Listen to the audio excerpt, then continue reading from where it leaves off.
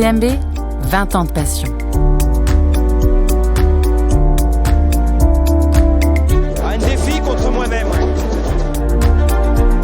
Galère. Tout va bien, tout baigne. Et là, il faut que je finisse. Parce que faut que je finisse ce que j'ai commencé. Donc à fond.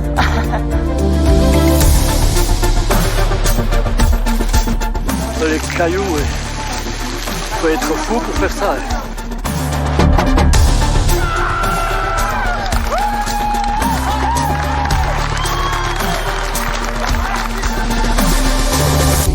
Je m'appelle Mathilde Lenné, je suis bénévole pour l'UTMB et à l'occasion des 20 ans de la course, j'ai décidé d'aller à la rencontre de ceux qui ont contribué au mythe.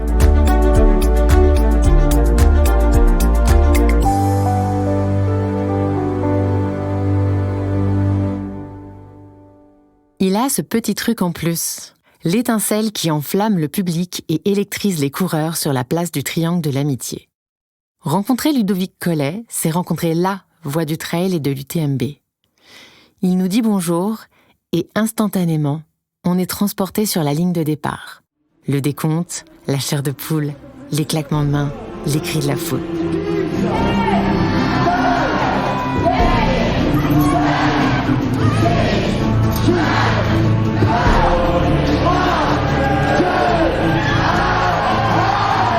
Ce passeur d'émotions est aussi le témoin privilégié de la course et de son évolution au fil des années. Alors comment a-t-il vu grandir l'UTMB et quel avenir pour la compétition ? Dans cet épisode, Ludovic nous dit tout et avec tout son cœur. Spécial dédicace 2023, 5, 4, 3, 2, 1, go. Bonjour Ludo. Salut. Ça va ? Ouais, super. Cool. Je suis enchantée de te recevoir. On est à Chamonix. Pas sur la place du Triangle de l'Amitié, mais pas très très loin. On est à la maison de l'UTMB, dans la cave magnifiquement rénovée par Michel Poletti. Je le disais en introduction, tu es une des figures emblématiques de la course aujourd'hui. Tu es la voix de l'UTMB et tu as participé à ce jour à 16 éditions. Ça fait pas mal d'histoires à raconter. Mais avant de plonger avec toi dans les 20 ans de l'UTMB, je vais te poser la question que je pose à tous les interviewés. Est-ce que tu peux nous partager le moment, un seul, autour de l'UTMB qui restera à jamais dans ta tête et dans ton cœur? Ah là, c'est une vraie colle parce que, comme tu l'as dit, après 16 éditions, j'ai tellement d'images. Mais si je pense que l'image qui va me rester le plus gravée, c'est la deuxième fois où Sébastien Chéniaud est sur le podium à la 3e place alors que Kylian Jornet avait décidé d'amener 3 Espagnols sur la boîte et que notre petit coq sportif a réussi à rester au contact. Et si on enlève tous les ravitaux de ces temps ravitaux, ce jour-là, c'est lui qui a couru le plus vite. Et après, il améliorera sa façon de se ravitailler pour être devant. Mais ouais, ça restera Sébastien Chéniaud, mais pour plein d'histoires off. Et voilà, parce que c'est mon ami aussi. Ça te touche, j'ai l'impression, vraiment. Ouais, ça me touche. De toute façon, si sur cette interview-là, tu n'arrives pas à me faire pleurer, je ne pleurerai jamais. Hein. Bon, on va voir. C'est pas le but, en tout cas. On va remonter le temps pour comprendre comment l'UTMB est rentré dans ta vie. Parce qu'en fait, tu es né en région parisienne et le premier sport que tu as pratiqué, c'est pas la course à pied, c'est la natation. Ouais. Beaucoup de natation depuis jeune. Avant de m'expliquer comment tu es passé des bassins à la voie du trail, déjà, première étape. Comment tu es passé de région parisienne à Chamonix ? C'est simple, hein. Je suis venu entraîner mes nageurs un mois de février 93 pour une semaine et la semaine, elle a duré 30 ans. Je suis tombé fou amoureux du maître nageur qui était au bord du bassin. Donc, je suis resté. C'était vraiment pas prévu du tout. Voilà. C'est changement de vie complète. Et du coup, l'aventure speaker, ça commence comment ? Quand j'entraînais sur le bord du bassin, c'était un spectacle à lui tout seul tous les jours. Donc, parce que les enfants, les adultes ont la tête dans l'eau, donc il faut parler déjà très fort pour pouvoir entendre les temps. Donc, j'ai toujours été habitué à parler fort où ça résonne dans une piscine. Puis voilà, je parle toujours avec les mains. Enfin, j'ai toujours essayé de mettre beaucoup d'ambiance dans mes séances. Et puis ici, à Chamonix, en commençant à m'intégrer, à me faire des amis, il se trouve que j'ai une amie qui est styliste et qui fait des robes. Et du coup, il y a un moment, elle m'a dit, j'aimerais bien que tu poses ta voix sur mes défilés de mode. Et puis ça a démarré comme ça, quoi. Ok. Et comment tu passes de défilé de mode au marathon du Mont Blanc, par exemple? J'ai été bénévole au Club des Sports. Je suis maître nageur dans la section natation, donc du Club des Sports. Et ils me connaissent pour animer la natation. Et il y a une Coupe du Monde de ski. Ils proposent à Valérie Pache, cette styliste, de faire un défilé décalé entre ses robes en parapente recyclées et des vêtements de Snell, de tous les magasins de vêtements de ski. Et à l'époque, Christopher Hardy, la voix des Coupes du Monde d'escalade et de ski, mon ami Christopher me dit, lui, il veut pas s'en occuper de ce défilé. Donc, je le fais. Et je pense que j'ai marqué les esprits sur ce défilé parce que quand je suis redescendu de ce défilé, Fred Comte m'a dit, tu sais, ça fait quand même pas mal d'années que tu me dis que tu veux venir animer le cross du Mont Blanc. Bah, tu as ta place. Et c'est comme ça que tout va exploser. Donc, tu avais déjà cette envie, parce que ça n'a pas été une découverte, le fait que ça te plaise et que ça te fasse vibrer. Alors, c'est quoi qui te fait vibrer dans ce côté C'est de transmettre. Okay. C'est de transmettre. J'ai 2 brevets d'État dans le sport. J'aime le sport. J'aime expliquer ce qui est en train de se passer. C'est la base d'un éducateur. Et puis je découvre le milieu montagnard et je découvre ce sport qu'à l'époque on appelle cross, on n'appelle pas ça trail. Je découvre les courses de montagne et je me passionne pour ces gens qui courent pour rien gagner, pour un sport qui n'est pas du tout médiatique. Et je tombe amoureux de ce sport, tout simplement.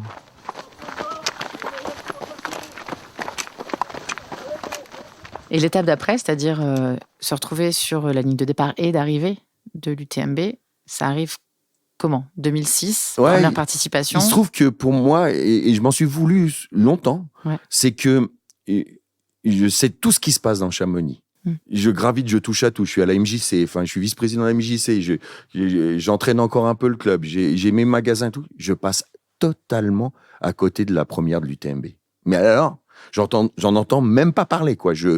Où j'étais, quoi. Je m'en souviens pas, mais je me dis, merde, comment ça? Et puis après, Catherine et Michel le savent pas, mais 2004-2005, je suis derrière les barrières, à écouter, à voir ce qui se passe. Et je me dis, waouh, mais c'est quoi cette course de malade? Et puis, Catherine et Michel, un jour, viennent me dire, écoute, est-ce que ça t'intéresserait de venir en 3e voie? On a besoin d'un animateur qui connaisse les coureurs, mais surtout aussi qui connaisse les élus et qui connaisse la région. Et du coup, j'accepte. Et puis, là, je pouvais pas m'imaginer que, tu vois, là, pour la 20e, tu m'interviews et qu'on parle de ces 16 éditions déjà faites, quoi.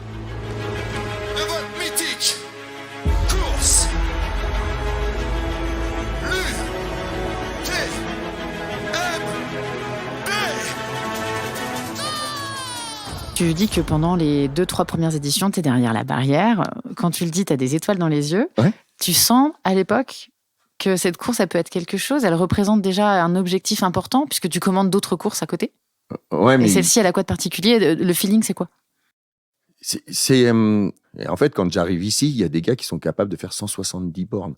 Même si ça faisait un peu moins à l'époque, je me dis, waouh, mais c'est quoi ce sport, quoi? Il y a quelque chose qui se passe. Et puis, il y a cette magie à Cham, quoi. Et tu la sens dès les 2-3 premières éditions. Ouais, bien sûr. Bien sûr que je me dis, waouh, ils sont surhumains, quoi. Ça me donne encore plus envie d'apprendre, de découvrir ce sport, comprendre, parce qu'on est en train de défier les lois de la nature. Quand on te dit, je pensais pas que des gens pouvaient courir comme ça, marcher pendant 100 miles, dans le froid, dans la nuit, Enfin, voilà, j'ai été assez subjugué, et je voulais apprendre, en fait. Et comment tu décrirais ton rôle au sein de l'UTMB? Qu'est-ce que tu as envie d'apporter à la course? J'ai essayé d'amener ma bonhomie, mon envie d'aimer tout le monde, de remercier tout le monde, de féliciter, mais de comprendre aussi, d'apprendre, d'être le plus juste possible. Et voilà, et j'y ai mélangé du hip-hop dedans. Je chante, je vis le moment, quoi. Et puis, il semblerait que ça ait plu.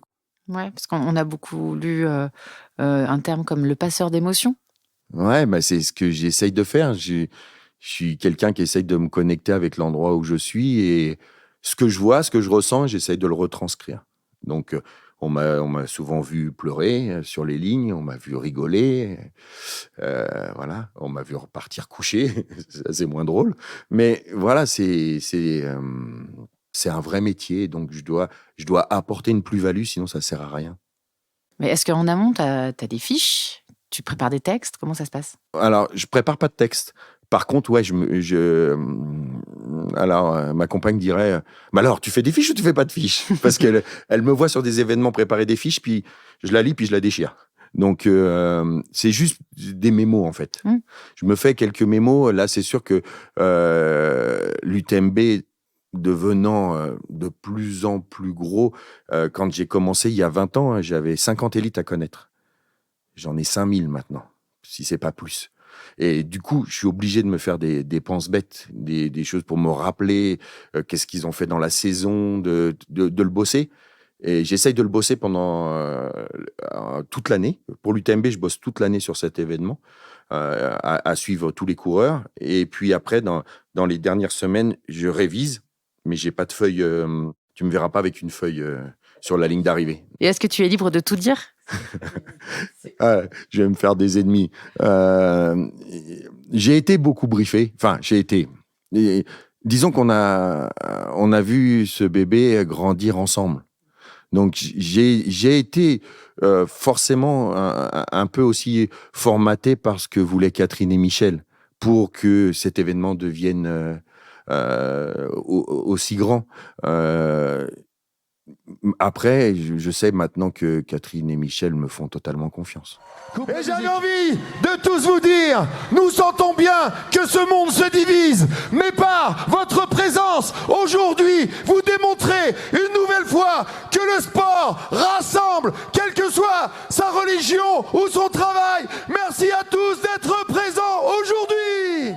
Sur la ligne de départ de l'UTMB, on te voit bouger, faire le show, enflammer le public. Dans ta tête, il se passe quoi à ce moment précis? Il y a un mélange d'excitation, il y a un mélange de peur, il y a un mélange de pas être à la hauteur, il y a un mélange de joie. J'ai pris l'habitude depuis le début de regarder tous les élites droit dans les yeux quand je suis à côté d'eux, parce que ça me permet de les scanner un peu et de voir qui est avec moi là et qui ne l'est plus, qui est déjà dans sa course, qui est déjà en panique. Et voilà, et donc il y a beaucoup de choses qui se passent en moi. C'est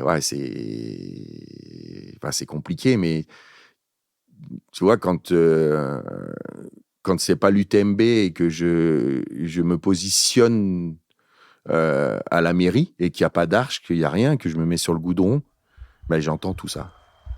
J'ai tout ça qui me revient des années. J'ai plein d'images, j'ai plein de regards, j'ai l'impression que Sans qu'il y ait le décor, tu fermes les yeux et tu y es. Ouais. J'ai pas besoin de l'arche, j'ai pas besoin du monde, j'ai pas besoin pour que tout me revienne. Et j'ai l'impression que, alors ça va être bête ce que je vais dire, mais j'ai l'impression que le bitume me parle en fait. C'est rentrer dans cette route-là. Il y a eu tellement d'énergie de tout le monde, de départ et d'arrivée, de déception, mais aussi de grande joie, pour moi, cet endroit-là, il est vraiment, il est fort en ondes. Enfin, il y a quelque chose, quoi, vraiment. Tu parles de bitume et tu arrives à me transmettre de l'émotion. Donc là, on est sur quelque chose. Qu'est-ce qui te fait le plus vibrer sur un UTMB, sur la durée de la course? Les familles. Le regard d'une mère envers sa fille, par exemple. Enfin voilà. Là, quand on parle de ça, j'ai l'image là de la semaine dernière où Manon Board passe, même si c'est pas l'UTMB, mais c'est les choses qui me touchent le plus, quoi. C'est de voir Manon Board passer la ligne, puis de l'autre côté, il y a sa maman et leur bisou me fait pleurer, quoi. Enfin, et c'est pareil pour tous les anonymes. Et ce qui me fait le plus vibrer, c'est ça, c'est C'est indescriptible. Quand je vois des personnes que je connais pas, j'ai l'impression d'entendre ce qu'ils pensent. Enfin, donc du coup, c'est qu'une interprétation de ma part. Mais j'ai l'impression d'être connecté avec tous ces là, et voilà. Et souvent, les familles, les gens qui j'aime une arrivée originale. J'aime quelqu'un qui a réfléchi à ça.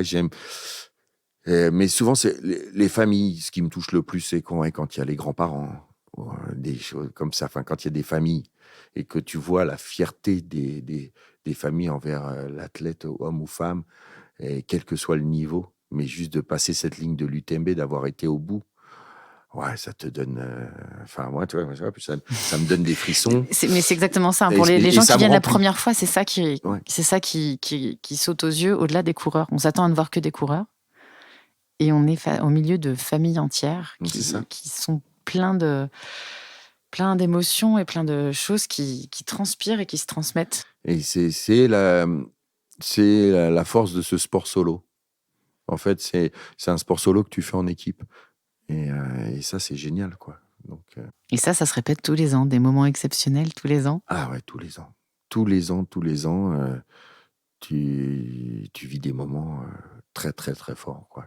Il y a toujours un petit truc qui va arriver, auquel tu t'attends pas, ou une personne qui t'appelle comme ça et qui vient te dire dans l'oreille, voilà, c'est mon petit-fils qui arrive, voilà ce qui s'est passé dans sa vie, pourquoi il est là. Et boum, t'en prends plein. Tu te dis, bon, alors je vais essayer de l'accueillir comme se doit. Et souvent, les gens, ils se disent, ouais, mais comment il sait tout ça? Mais c'est les gens qui viennent me dire, en fait. Mais toi, ils ont la chance que tu prennes. Ah ben bien sûr, pour moi, il y a des fois, je peux pas trop m'approcher parce qu'il y a du monde qui arrive et tout, mais c'est la base de mon métier, c'est d'écouter les autres aussi. Enfin, déjà, je peux pas tout savoir. Et si j'ai envie de faire vivre l'événement, eh ben, j'ai besoin des anecdotes, j'ai besoin des gens qui viennent me raconter. Alors, il y en a qui me font exploser en sanglots, hein. Des fois, c'est trop lourd à porter.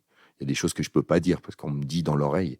Et je peux pas. Faut Il y que a tu te des- préserves et puis il faut que. Ouais, déjà, je me préserve. Et puis, il y a des gens qui vivent des sacrées choses, enfin, pas toujours très belles, quoi. Enfin, c'est compliqué des fois. C'est là où il faut, avec le métier, trouver la bonne phrase pour essayer de pas être trop cru ou pas être trop, tu vois. C'est un tout, mais ouais, je pense que pendant encore de nombreuses années, il y aura des gens qui vont vibrer à l'UTMB, hein, c'est sûr. C'est certain.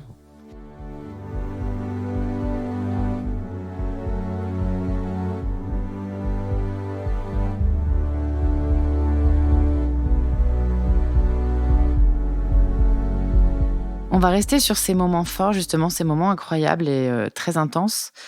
Tu parles beaucoup d'euphorie, tu parles de quelque chose qui vibre en toi.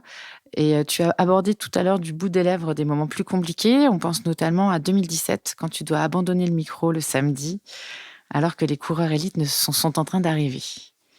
Tu nous racontes? Ouais, en tout cas, ouais, c'est difficile encore. Et pourtant, c'est 2017, hein, et j'en ai souvent parlé, mais c'est un des pires moments de ma carrière professionnelle. Pourquoi Parce pire? que de pas. Pour moi, j'ai un pacte avec l'organisateur, j'ai un pacte avec les coureurs. Si je donne le départ, je dois être là à l'arrivée, quoi. Et j'ai mal maîtrisé ma semaine, j'étais trop fatigué, il y avait trop. Ouais, j'ai ouvert trop les vannes parce que je pensais que j'en étais capable de pouvoir accueillir François Fort, de pouvoir après accueillir Kylian, et c'était trop. C'était trop. Mais quand tu dis que tu as poussé trop fort, ça veut dire quoi? C'est la voix, c'est quoi? Non, c'est au niveau de l'énergie, en fait. Et mon cœur, il y a des moments, et ben, je suis à 70 et je passe à 190. Et on m'a mesuré ma tension pendant un événement. Je passe de 13 à 22. Et à 22, les gens sont couchés. Et c'est ce qui m'est après arrivé au Cambodge. Mais voilà, je fais bouillir mon sang. Et c'est ce qu'on me demande de plus faire. En fait, ça a été ton do not finish à toi, Ouais. comme un coureur. Ouais, c'est ça. Et j'en ai trop fait. Et voilà, il fallait. Ça m'a appris. Ça m'a appris, mais ouais, c'est un moment difficile. Mais tu aurais pu faire le choix à un moment donné de ne pas revenir commenter l'UTMB pour te préserver? Ouais, mais j'y arrive pas. C'est ce qu'il aurait peut-être fallu faire. Et puis, de toute façon, c'est ce qu'il faudra faire un jour, parce qu'il faudra que je laisse la place à d'autres qui amènent quelque chose de nouveau et qui reprennent le relais, quoi. Pour l'instant, j'ai du mal à me dire que je serai pas présent, quoi.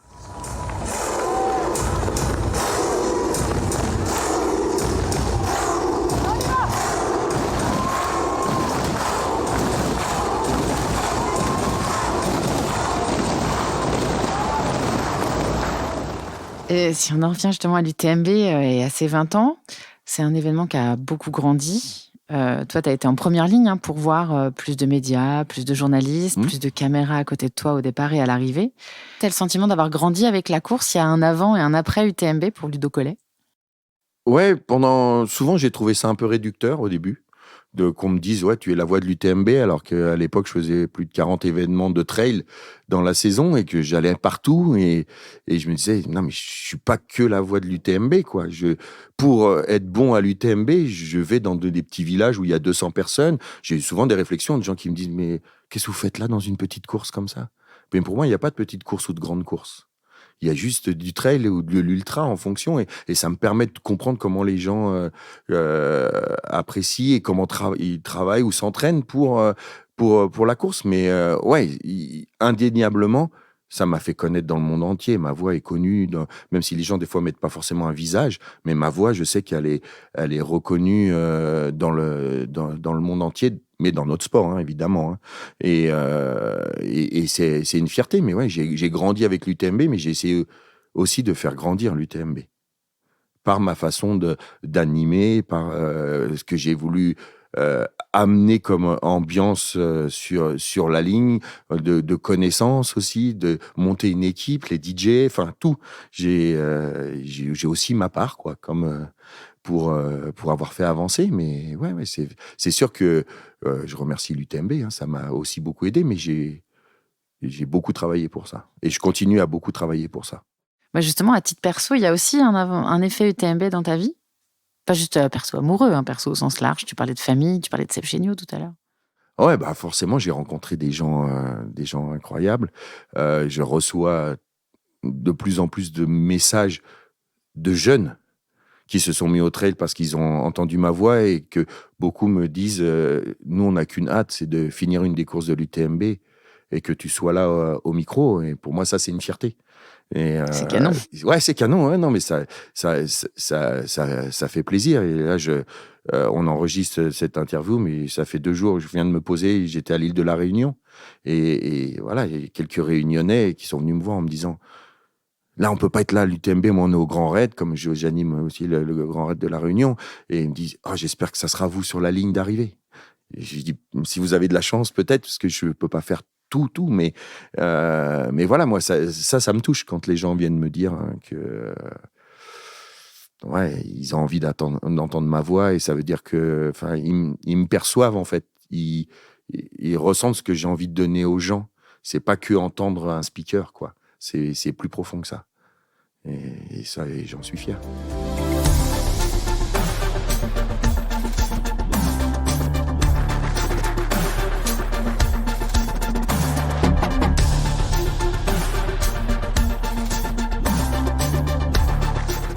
On en parlait tout à l'heure, tu l'as mentionné rapidement.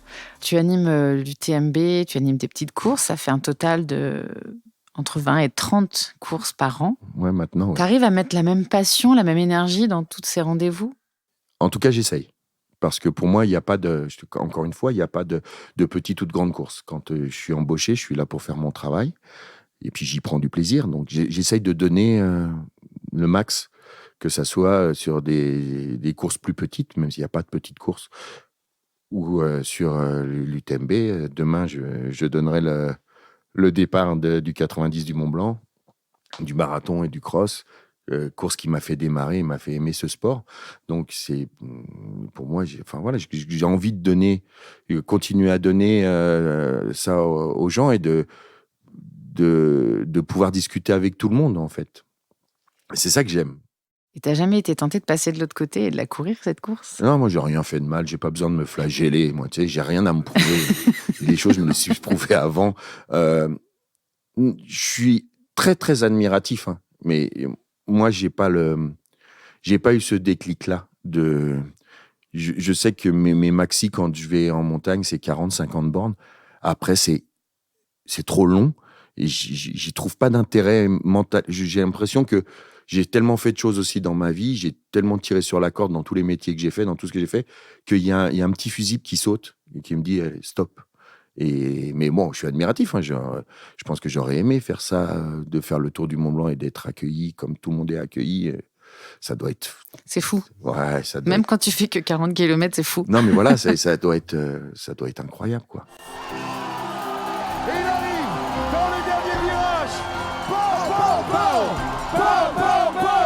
Pow, pow, pow. Toi qui as cette vision justement assez 360 d'une grande variété de courses, France, internationale, petite, grande course, comment tu vois l'avenir du trail? Là, on fête les 20 ans de l'UTMB. Comment tu vois le trail dans 10 ans? Le trail dans 20 ans? Et l'UTMB dans 20 ans? Ouais, j'ai un peu peur qu'on ait plus droit de faire des courses de masse. Je pense que c'est un peu ma crainte, c'est que il faut plus faire de bruit. Donc bientôt, je pense qu'on mettra des écouteurs à tous les coureurs et puis je leur parlerai comme ça se fait des fois dans des festivals en extérieur où on n'entend rien, les gens dansent. Mais voilà, les silent parties. Ouais, c'est ça. Il faut plus faire de bruit. Faut plus qu'il y ait de la masse. Faut plus que voilà, histoire de bilan carbone. Alors c'est un peu compliqué pour moi de me dire.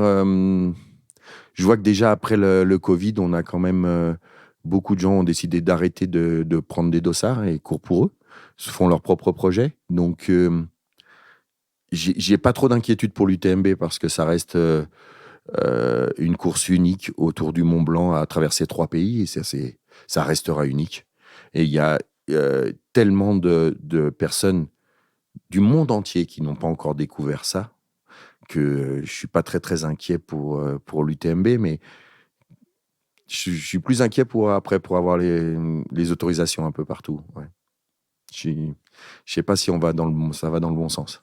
Moi, l'avantage que j'y vois, c'est qu'il y a de plus en plus de gens qui sont sortis de leur canapé pour aller marcher ou courir en montagne. Et ça peut être que positif, quoi. Exactement. Et d'ici justement à voir comment ça va évoluer, on va essayer de festoyer, de faire la fête pour ces 20 ans. Toi, comment tu l'abordes cet anniversaire? Eh ben, bizarrement, pas différemment que des autres éditions. Okay. Je sais un petit peu déjà, et je vous dirai rien, mais je sais déjà un petit peu le thème que je veux apporter à cette année. Ah, donc il y a quand même un petit peu de... Ouais, bien sûr. Mais chaque année, je réfléchis à mes thèmes et à ce que j'ai envie de dire par rapport à ce que j'ai vu dans l'année, et ce qui se passe dans le monde et tout ça. Mais j'ai un peu mon thème. Mais non, je prends ce 20e anniversaire comme je prends toutes les autres courses avec sérieux et préparation.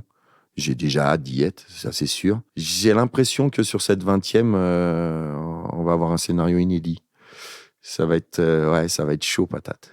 Je vais adorer ça. Et je pense qu'on va avoir même des gens auxquels on ne s'attend pas, qui vont vraiment performer. Nous verrons ce que cette édition nous réserve. On est arrivé au bout de cette interview, Ludo. Je te remercie infiniment pour ton temps, ton énergie et ta sincérité. Et je pense qu'on se retrouve sans faute sous l'Arche, fin août. Ah bah ça c'est sûr, hein. On y sera du lundi au dimanche. Bon, donc, je sais où te trouver. C'est clair. À bientôt, Ludo. Merci, bisous. Bisous.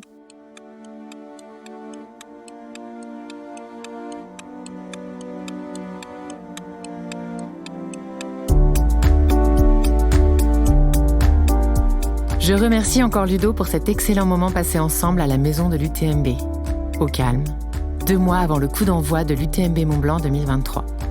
Cette semaine, il va activer le mode showman et va encore nous donner des frissons sur les lignes d'arrivée et de départ. Je sais pas vous, mais moi, j'ai hâte. Cet épisode a été produit par Lines Agency et Trail Endurance Mag. Il a été réalisé par Mathilde Lenné et Mélanie Pouey. Vous pouvez nous écouter tout l'été et découvrir ou redécouvrir le mythe UTMB. Si vous avez aimé cet épisode, n'hésitez pas à vous abonner au podcast et à mettre des étoiles sur les plateformes d'écoute. On attend aussi vos commentaires sur l'Instagram de l'UTMB Mont Blanc et sur celui de l'UTMB World Series.